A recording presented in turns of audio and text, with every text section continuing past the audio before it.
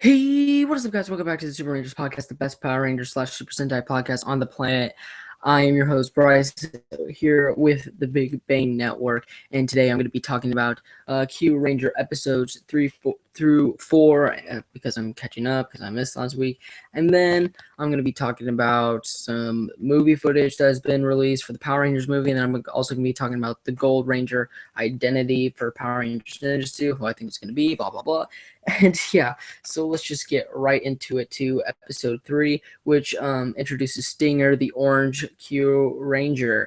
So basically, Stinger is kind of like this like lone wolf type character, and his like planet is like, I don't know, being destroyed, and he actually has a rivalry with Champ because Champ thinks he killed his master. Um, but later on, I do believe we're going to figure out that that wasn't him. He was just a witness.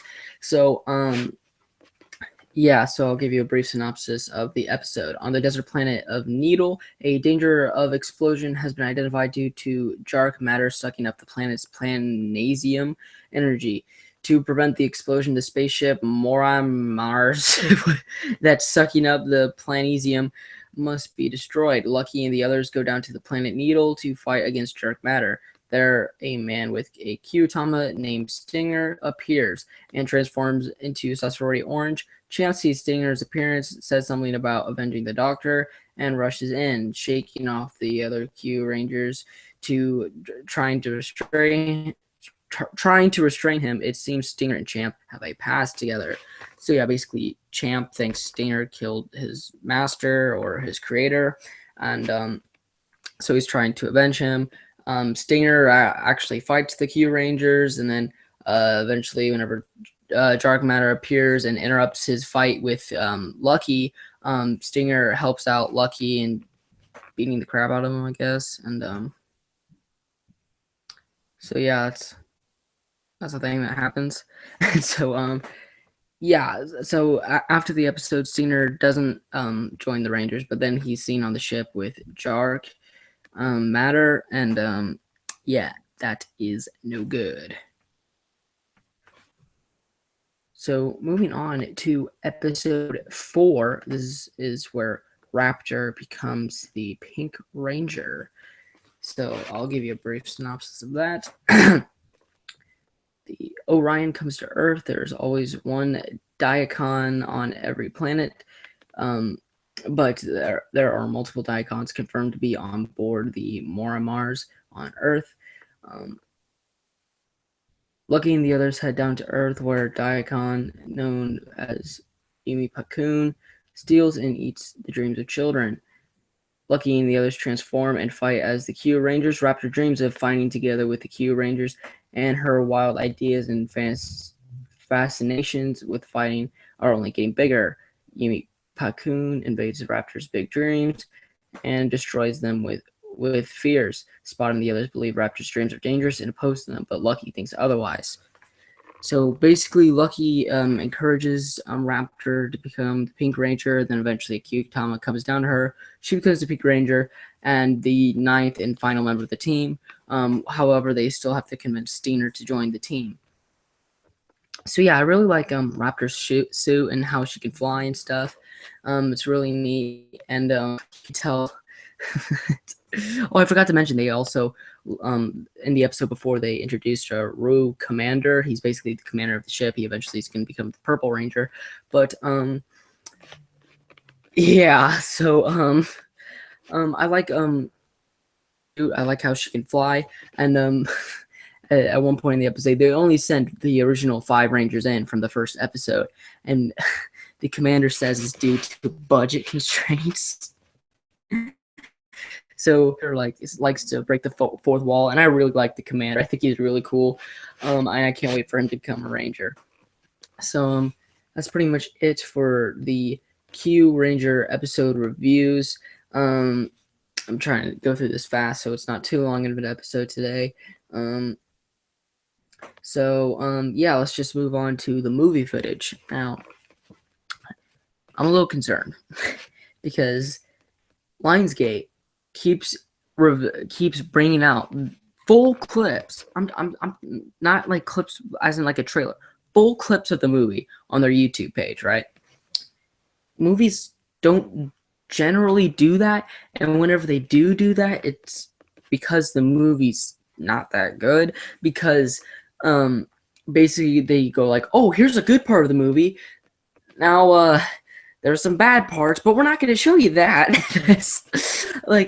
it's kind of like, here, look at these good parts of our movie, and then whenever you actually watch the movie for yourself, I mean, you've already spent your money, so it doesn't really matter. But yeah, so I'm a little concerned because them showing full clips of the movie is not generally a good sign. Now, again, I'm not saying this movie is going to be bad. In fact, I don't want it to be bad. I want it to be the best thing ever because I love Power Rangers, and this movie, from the trailers, does look awesome. And from everything we've seen, it looks awesome. But whenever they go out and just like release full clips of the movie like this, I don't know.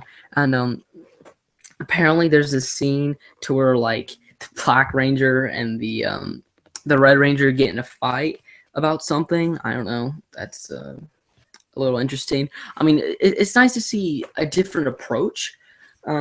I just don't want to know everything right now, you know? And, you know, I do this podcast, right? So obviously I'm going to watch it. I have to watch it so I can report it.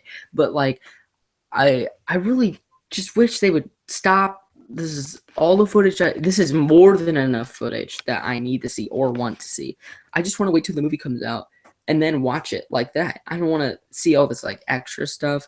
Like the trailers were enough. We got 3 trailers and that was perfectly fine. That was enough footage. I was already excited, but now you're releasing full clips of the movie, and it's making me more concerned than excited.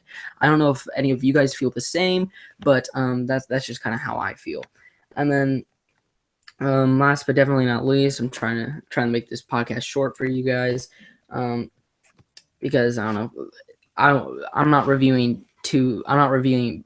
Power Rangers today as well, so I don't really feel the need to have it be like 20 minutes long. Yeah, there's just not that much going on, and Power Rangers Ninja Steel is just a bunch of filler. So right now, I'm just waiting for the Gold Ranger to appear, which is what I'm going to talk about. So the Gold Ranger, right? We're having a 1-hour episode next week. There's no new episode this week, but we're having a 1-hour episode next week, and it's going to reveal the Gold Ranger, and you know, it's I don't know what they're gonna do with it, to be honest. They could do Aiden. They could. I feel like that'd be too obvious. It'd just be too. I don't know. I think it'd be pretty dumb if they did Aiden. I think Aiden should be like one of the Red Rangers, because in Ninja there's like 3 Red Rangers. One of them's like the father, and one of them's I think one of them's a grandfather, and one of them's the father. But like, you could have it be Dane Romero and Aiden Romero as the other 2 Red Rangers, and then have Brody as the main Red Ranger. Then I don't know. I think either the Gold Ranger needs to be a completely different character, or yeah, pretty much that. I think the Gold Ranger needs to be a completely different character. I mean, unless they want to pull a curveball and have it be a returning Ranger, which is not going to happen. Well, duh. That's just stupid. They already said that Jordy Weber is going to be playing as the Gold Ranger, and he's never played a Power Ranger before, so it's obviously not going to be a returning Ranger. So I think it just needs to be a completely new character. I don't want it to be Aiden. I don't want it to be Dane. I think Aiden and Dane should be those other 2 Red Rangers, and have the Gold Ranger just be a completely different character, right? I honestly, Aiden is just too, I don't know, it's just too obvious, you know. I'm honestly going to be very disappointed if Aiden does become the Gold Ranger, because one, he's a ninja, not a cowboy, so that wouldn't make much sense at all. I don't know, like maybe after Galvanax attacked, he got adopted by a cowboy family, became a cowboy who plays the guitar, and eats a lot of hamburgers. I don't know. It's just oh, Ninja Steel, Ninja Steel, Ninja Steel. I mean, you got a good theme song. I'll give you that. You got a God. I mean, I guess I might as well just give my thoughts on Ninja Steel so far. If you if you want to really know why I'm not reviewing the the latest episode, it's not because it's filler. It's just because I still haven't watched it yet. I just don't want to watch it. You know, it's just an episode about Haley and Redbot. Like, who cares? You know, it's just like the first episode was so good, and the second episode was really good too, and then it just went downhill from there. You know, like you could tell that they're like paying attention to very little details, like in the episode where Calvin's scared to drive, and that's why Haley drives him around. That's good. That's very good attention to detail, and I like that. But it's just like all the extra crap that nobody cares about, like Monty and Victor. Who cares? They do not need to be there. It's so pointless. They're the most pointless characters I think I've ever seen in Power Rangers. Like, Monty and Victor have no place in this show at all. Like, I don't even understand why they're there. Like, honestly, like, why are Monty and Victor there? Like if you could tell me one way they've actually contributed to the story, please let me know, because I can't think of anything. So, and Brody is just not good. I mean, he's gotten a little better since like the third episode, but like, dear God, Brody, I almost like Troy better, and that's saying something, because Troy was, I mean, Andrew Gray did the best he could with that terrible writing, but good God. And then Brody, you got good writing. It's just Brody's a terrible actor, because all the other actors are perfectly fine. Well, the Ranger actors, Monty and Victor, are a completely different story. But you know what I mean?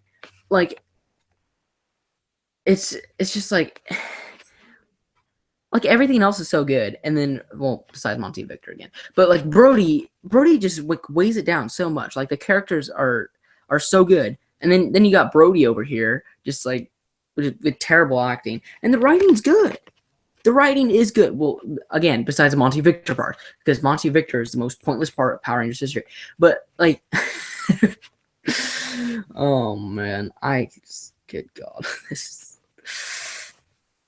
I hope this movie is good, because if the movie isn't good, then Power Rangers is just doomed. Like, oh my God. After Ninja Steel, I'm seriously gonna just quit. I quit, and then I'm just gonna start watching Super Sentai full time, because at least Japan knows what they're doing, right? And we'll see how Korea does with Power Rangers Dino Force Brave. But America has no idea what they're doing at all. And if the movie sucks, then the whole franchise is doomed, because dear God. Well, that's about it for my little rant and today's episode of the podcast. I hope you guys enjoyed. I tried to keep it a little short this time, because I'm not reviewing both Power Rangers and Super Sentai today. It's just Super Sentai, and there's not that much to talk about. Like, there's some movie news and some Power Rangers news here and there, and Super Sentai has new episodes every week. But yeah, so that's pretty much it. So yeah, guys, thank you guys so much for watching the Super Rangers podcast. I'm Bryce, signing off from the Big Bay Network, and I'll catch you guys next time with more Super Rangers podcast. Thank you guys so much for watching, and goodbye.